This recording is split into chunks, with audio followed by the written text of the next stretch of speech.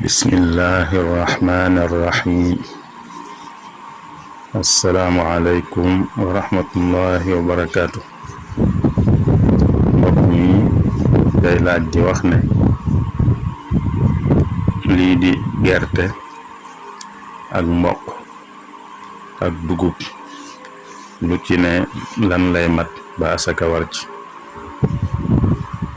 tontu li moo di ne bu dee gerte ñetti barigo ak juróom-ñaar fukki kilo ak juróom lay mat asaka war ci.